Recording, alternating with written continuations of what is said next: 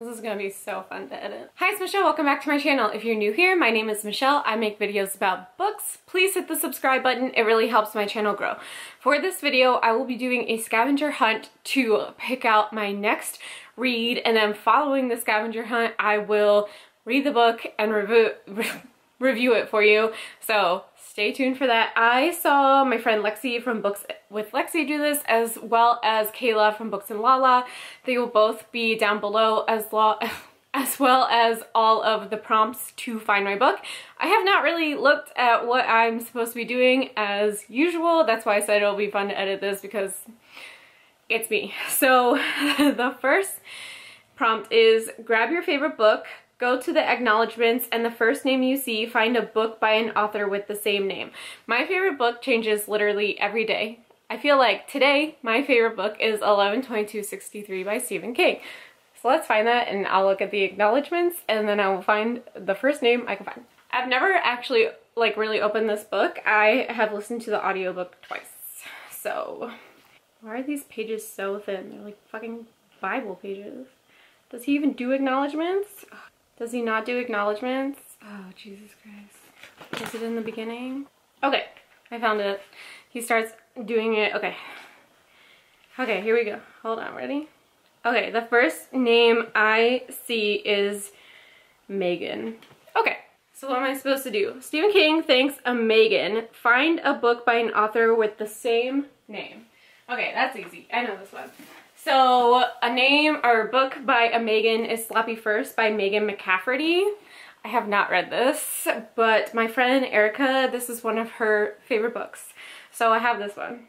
Pick something on that cover and find another book with the thing in the title. Okay, so this is a very easy cartoon cover, but the main character is wearing a heart on the shirt. So what am I supposed to do? Pick something on that cover and find another book with that thing in the title. So I'm gonna look for heart in the title. Okay, I couldn't find anything with heart in the title. However, I did find Out of Love by Hazel Hayes, and love means heart, so the end of that. Okay, go to page 50, line 5, pick a word from that line and find a title with that word. Okay. Page 50, wow, I went right to it. Line 5, 1, 2, 3, 4, 5. I told myself, and yet. That's it. That's the whole sentence. I told myself, and yet. So I have to find a book with one of those 5 words in the title. I told myself, and yet. Okay. So I found Told. And that's The Lies We Told by Camilla Way. Have not read this. I haven't read any of these books. Okay. Find a 5-star read with the same colors on the cover. This is easy. Oh, finally, an easy one. I'm gonna go with The Push with the purple in that. I feel like they look the same. So now what do I do? This was finally easy. Okay. Find a book with the same number as pages. Hint, Goodreads is your friend. This is fairly short. This is 307 pages. Okay, so one that is close, I can do that, is Brother by Ania Alborn. I just recently hauled this one and have not read it. This has 309 pages. It's the same. Okay, no, I already did that. Flip open to any page. The first name you see, find a book by an author who shares that name. Okay. Michael. That's Casman's real name, just so all of you know. I absolutely know I'm not going to have a book by Michael because I don't really read books by men, but I'll still look. I don't have a book by Michael. So, do I have a Michaels? Okay, I have Lydia Michaels. This counts. And this is one I got in like an indie book box. And this is Wake My Heart by Lydia Michaels. Let's see what the next one is. Find another title with the same number of letters. Okay, let's count. 1, 2, 3, 4, 5, 6, 7, 8, 9, 10, 11. 11 letters in the title. Okay, so I found Battle Royale by Lucy Parker. Have not read this. The next one is find a book with a similar cover. So I will be looking for cartoon covers, obviously. So I got a cartoon cover. The Battle Royale that I picked, they're both holding cupcakes. And for this one, they're on top of a cake. So that's good. Next is flip to a random page, point at a word, and find that word in a book title on your TBR shelf. So the next book that I pick is what I'm reading. Wait, what am I supposed to do? Hold on. Wait. Flip to a random page, point at a word. Okay, let's try this again. I can do this. I'm not even gonna look. I'm just gonna point. No, that's not gonna work. That was compensate. That's not gonna be in the title, is it? No. I don't have any book with the word compensate, so let's try again. Him. Okay. Him. I definitely have him, right? Surprising no one. I don't have a book with him in the title, so let's try this again. His? Why is this happening to me? That's not gonna happen. Okay, another page. Suspense. I don't think that's gonna happen. One more time. Only? Okay, only. I have to have something with only, right? 84 years later, but yay! Only When It's Us by Chloe Leese. I know that Chloe Leese has a new book coming out next month that I have already pre-ordered, but this is her like indie debut, which I have not read. So the following clips will be me reading this book. I'm so excited for this. This was the hardest challenge, like book challenge I've ever done, because why was this so hard? It was, this was hard, but I will be reading this week and reviewing this book, so roll the vlog.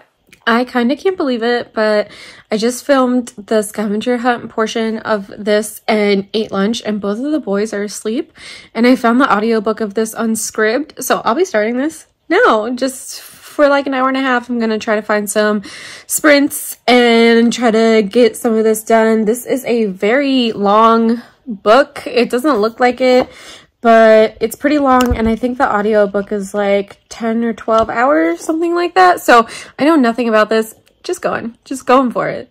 Okay, so no sprints, which makes sense because normally I would be sprinting. But I did find a lo-fi girl. So lo-fi hip-hop radio. So we're gonna start this. Hi, so I am, let me tell you, 90 pages into Only When It's Us, and I'm ready to talk about it now, but I'm gonna read the back to you. It's long, and then I'm gonna like summarize what I've read. But Ryder, ever since she sat next to me in class and gave me death eyes, Willa Sutter's been on my shit list. Why she hates me, I don't know. What I do know is that Willa's the kind of chaos I don't need in my tidy life. I'm skipping and going to Willa. Rather than give me the lecture notes I missed like every other instructor I've had, my asshole professor tells me to get them from the silent, surly, flannel-wearing mountain man sitting next to me in class. Well, I tried, and what do I get from Ryder Bergman? Ignored. So we learned that Ryder is deaf. He had meningitis like his first year of college and then became deaf because of the meningitis, which I think is really interesting. However, this is self-published, and in the beginning, I'm gonna read this. It says revised and expanded 2021 edition, and it says, as of August 21st, 2021, the title has been revised, expanded, and republished to improve representational authenticity and content quality. I don't know what that means. I don't know anything about this book. Like, I'm going in completely not knowing anything. But if I had to guess, it would be pushback from the deaf community. And I'm really interested to know why. I'm not far enough in to know like anything. But what I do know so far, 90 pages in, is that Ryder has become deaf because of the meningitis, and he is saying that he doesn't like to use hearing aids because it sounds so weird, and also he hasn't spoken in 2 years. But he has also refused to learn sign language, so he relies mostly, he relies fully on texting everyone he communicates with. So I don't know if that is the pushback, if that like Ryder has become hearing impaired and then he like refuses to communicate with how deaf people communicate. Like, I don't know if that's the pushback. I have to look more into it, but so far not a lot has happened. There is a lot of sexual tension. Basically, Willa is a like star soccer athlete at this college and she keeps missing class because of her games. And so the professor, who is Ryder's brother-in-law, I think, has like paired them together, and Ryder couldn't hear Willa ask for the notes for class, and that's like how it started off as a miscommunication. And I hate miscommunication, but I feel like in this one, like Ryder literally couldn't hear her, but like also Willa didn't know that like he couldn't hear her. I don't know how I'm feeling about this. I'm like that. I have so much left to go. So I am letting you know that's as much as I know. I just thought it was really interesting that like even before you start the book, there is that like, I redid this. So I'm kind of wondering what was redone. So before I finish this and give my like final review, I will come back in the final review and let you know what was revised, because I feel like it has to do with the deaf community. So that is what I know. I'll give you more updates as I get farther into this. So I'm over 200 pages into this now. Honestly, it's okay. Like, it's feeling like a solid 3. There's nothing wrong with a 3, but it's a 3. Unless like something absolutely incredible happens in the next like 150 pages, it just feels like it's gonna be 3, which is fine. So something I forgot to mention in my last clip is that Willa's mom has leukemia, I think. I don't necessarily like to read about heavy things in my romance. That is just personal preference. So that is something like I kind of like dread reading about, because like it's not also the lack of communication or like the miscommunication between these two characters is just like something I also don't really enjoy. And me personally, I don't like a slow burn, so it took 200 pages out of like 400 pages for them to get together, which is like 50%, which I don't prefer. And I know a lot of people don't necessarily believe that as a slow burn, but I just believe, like, there has so much sexual tension, just do it. So that's just, so this is how I feel. I will be finishing this soon and will give a final review of it. But so far my feelings are very meh about this. I have 42 minutes left of this audiobook, and if I weren't doing this for a specific video, I would DNF this right now. It's the hot and cold thing for me. It's the miscommunication for me. It's not like a miscommunication. They just like literally will not communicate, which is so frustrating. Like, I get not communicating in like YA books. But these people are like in their senior year of college and they obviously love each other, and it's just incredibly frustrating that they will not talk to each other. So I cannot wait for this to be over, basically. I still don't know a star rating. I will figure it out when I'm done. Also, I looked into why this was revised, and it looks like there was a scene that was misogynistic that was completely taken out, which is okay. But this is gonna be spoilery because it needs to be talked about. But the Ryder's whole arc is that he got meningitis and then he could no longer hear.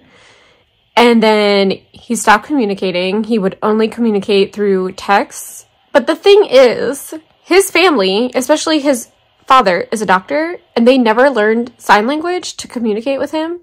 And like, so I guess in that case, like, Ryder never learned sign language. And then here's the spoiler part. Ryder gets hearing aids or a cochlear implant, and now he's speaking fine. Which I don't know. Like,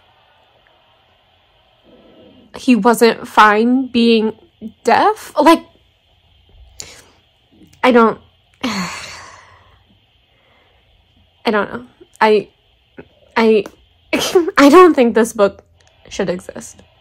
Yeah. Hello. I feel like I am going to be in the minority with this book.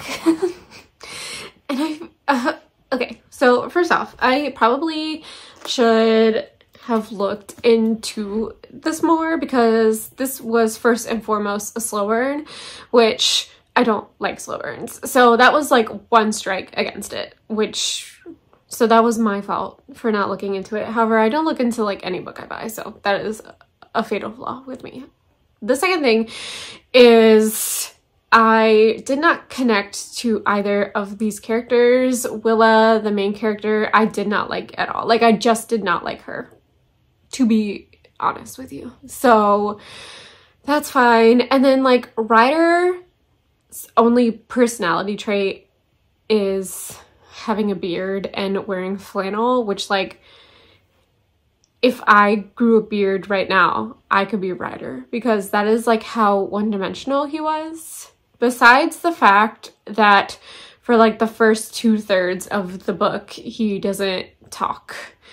And then he does, which in my last clip, I said I was going to talk about. So I did look into why this was revised, and it looks like there was a very offensive scene that was completely cut off, and I cannot find what exactly it was about, but it looks like they were competing against each other, and like he said something about what she was wearing and that had like nothing to do with the scene, and that was completely taken out. If you have read that version, please let me know if I'm right. I am having a really hard time finding anything about that. And the second thing is Ryder and him being, it's very difficult. I guess he's hard of hearing because he wasn't born deaf. It's hard to tell, and you can tell that this wasn't very researched. However, I did find a 1-star review that had to do with Ryder from a Own Voices Deaf Hard of Hearing reader, and I would like to read some of it to you. So I have my laptop, give me one second. The too long didn't read that they said is, overall, this book gave me these vibes. Hearing person wrote a hearing character but slapped some underdeveloped hearing loss on, declared him deaf, and called it a day.